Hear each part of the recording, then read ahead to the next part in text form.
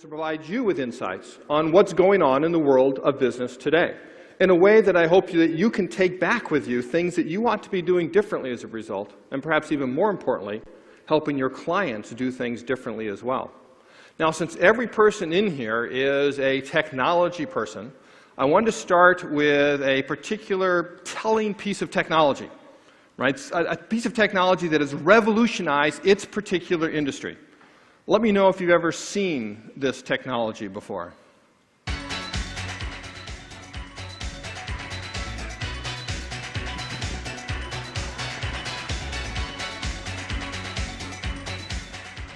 Right? Have you seen these devices? Right? This is known as the gumball wizard. And it's from a company called Global Gumball, and it has revolutionized the gumball industry. What happens here is that a person goes up to it, it puts his quarter in the slot, and when he turns the crank, he doesn't get a gumball, at least not right away. Instead, what he gets is the gumballing experience. As it goes spiraling down, clickety-clack as it goes, until it reaches the bottom. Now, if you think about it, there's no functional purpose whatsoever for this device. You don't get a better manufactured good. I mean, the gumball's the same as it's always been. You don't get better service. In fact, you could say the service is actually worse. Why? Right, it takes longer to get the goods that you requested. But why does it have more value? Right? It has more value because of the experience that you receive from the technology. In fact, I've seen now gumball machines that are like kinetic sculptures, where the gumball is spiraling this way and that, parachuting around, jumping around. I've seen some that are like pinball machines, where you're batting that gumball around. Right here, you want to take as long as possible before it drains down the middle and you retrieve your gumball. I mean, so engaging is this experience. I've seen kids go up to their parents, ask them for a quarter, put the quarter in the slot, turn the crank, excitedly have that gumball experience, right? Pick it up and go throw it away, and ask their parents for another quarter. It's really just a slot machine for kids is what it is. So why is this happening? Why do we see technology like this? Well, it's because of a very fundamental change in the very fabric of the economy. And to describe that change, let me go back to the beginning. Because in the beginning were commodities. Commodities are things that you grow on the ground, pull out of the ground, or raise in the ground. Animal, mineral, vegetable.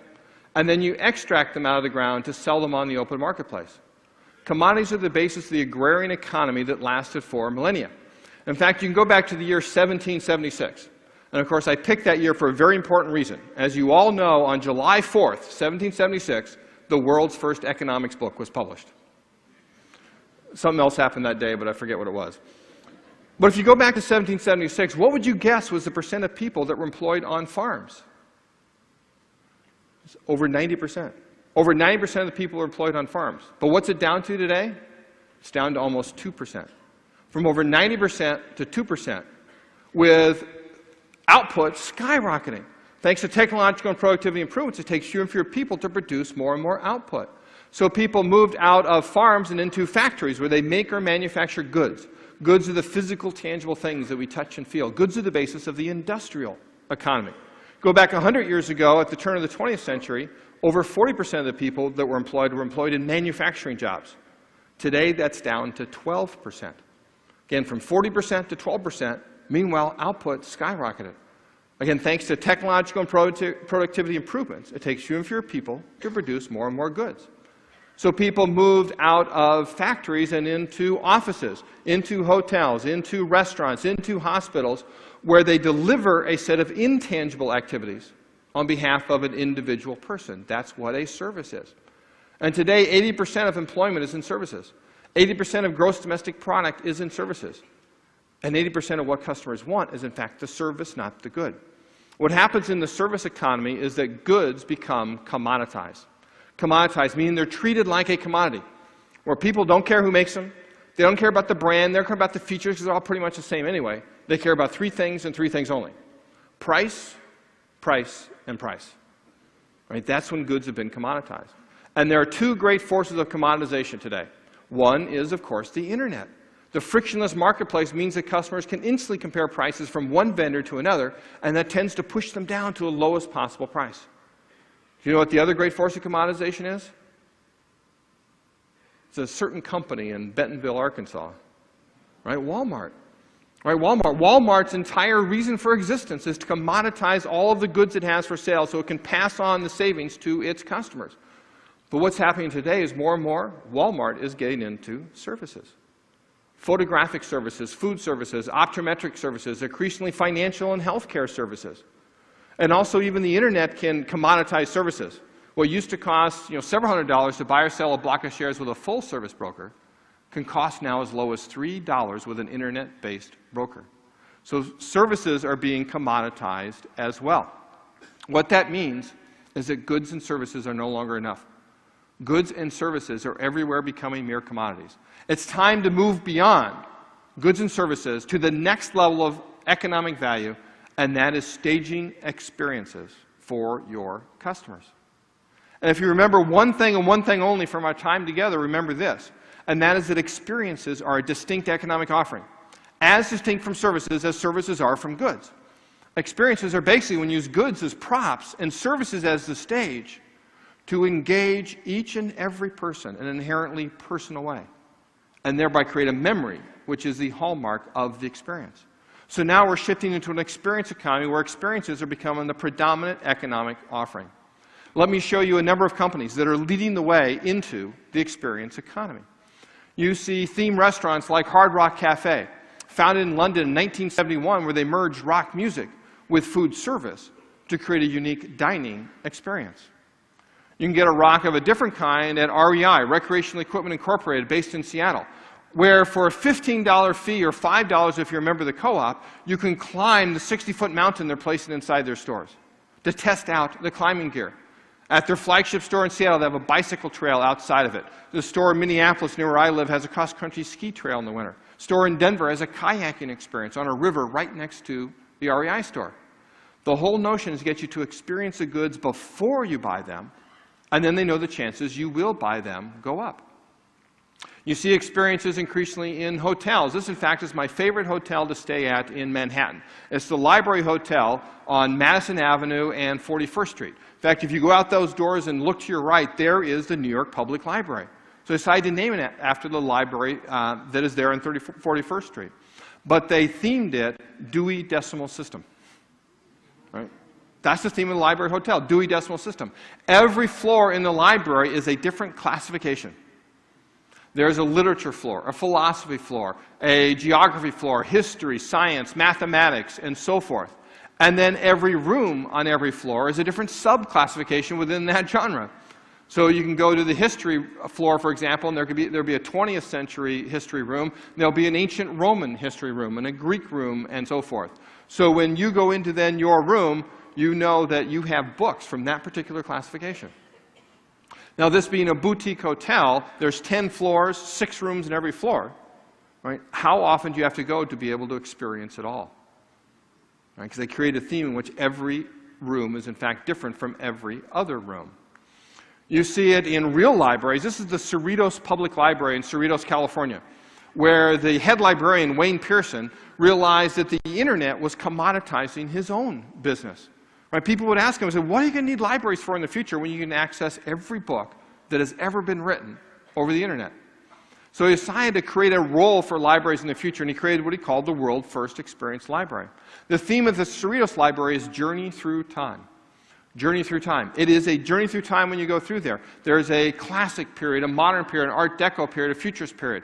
The children's library is themed after a prehistoric period with a life-size Tyrannosaurus Rex dinosaur inside of there. And then they have all these rituals based on time. For example, when it's time to close the library, they make an announcement that the Cerritos Library is about ready to close. Most libraries have a problem of shooing people out of all the nooks and crannies that they have inside of there. Well, at the Cerritos Library, they make that announcement, everybody starts pulling their stuff together, they put their books away, and they come downstairs and gather together around this huge display screen where in the evening they play the song or the scene from The Sound of Music, right, where the kids are singing, so long, farewell, auf Wiedersehen, goodbye. And as they sing along, everybody goes through the motions, they sing along with it, and they know by the time that last kid sings goodbye, that the library is closed and will have to come another day. So successful is this that within 6 months of opening, circulation went up 2.5 times in the Cerritos Public Library. And in a town of a little over 50,000 southeast of Los Angeles, over 7,000 people are in the library on average every single day. Right? Over 7% of the population is in the library every single day because of the great experience that they created. Again, you can see this in virtually every industry. One of the industries I work with the most is, in fact, healthcare. Mid-Columbia Medical Center in Dalles, Oregon is a small 50-bed hospital, and here the CEO, Mark Scott, a number of years ago realized that he had lost control of his industry, that HMOs were taking over, and they were dictating to him what procedures he could run and how much he could charge for them and so forth. So he took as his theme what's known as the plane tree philosophy, which is 3 words: personalize, humanize, demystify. And what he does in every decision that he and the board makes from on down are whether it better personalizes, humanizes, or demystifies the experience. To personalize the experience, for example, you get to choose the own artwork that goes on your walls. You get to choose the own style and color of your robe that you wear. You know, whether it closes in back or not, completely up to you. He demystifies, he humanizes that experience by making it like a bed and breakfast inn. It's not a cold, impersonal hospital. And he demystifies that experience by giving you and your family all of the information that you need to know about your care path and about what they're going to do and how you can become a part of that entire healing process. In fact, they give you access to your own medical record. They do have to explain as you read what the doctors are writing about you. If you see the initials SOB, it stands for shortness of breath. So just so you know that. But within that, he creates this great experience. This is a small hospital, as I mentioned, that used to serve just 2 counties on each side of the Columbia River in Oregon and Washington. Now, there have been patients at Mid-Columbia from over 28 different states, right, because of the experience that they have created in there, particularly in their Celilo Cancer Center. And you see it, of course, in technology industries. Right? This is a company founded by Robert Stevens in Minneapolis who wanted to install and repair computers, and he said, well, who better do that than geeks? So he named the company, of course, the Geek Squad. And Robert says that he doesn't interview prospective employees, he auditions them. Make sure he can typecast them as geeks. And then he costumes them, as you see here, in white shirts, thin black ties. The ties are clip-ons, just in case they get caught in the printer.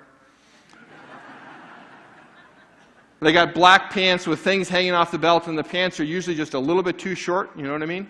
Better to show off the white socks that are part of the uniform. They drive around in these geekmobiles, right? Black and white Beetles that are colored like a squad car with the Geek Squad logo emblazoned on the side. And when they get to your home or to your offices, they make sure you know that they are from the Geek Squad and go through a number of performance routines.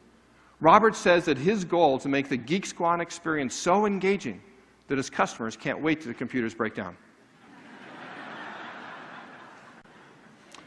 And you probably know the rest of the story, which is 3.5 years ago, they were in fact bought by Best Buy. And Best Buy has placed Geek Squad precincts inside of every one of its units in North America, now in China and England and other countries as well. Of course, you can't talk about the experience economy without talking about this man. Right? This is the true pioneer of the experience economy. You can date the experience economy, in fact, to July 17th, 1955, when he opened Disneyland out in California. And then in 1971 came out here to Orlando to create Disney World, the world's premier experience stager, where they charge an admission fee just to get into the experience.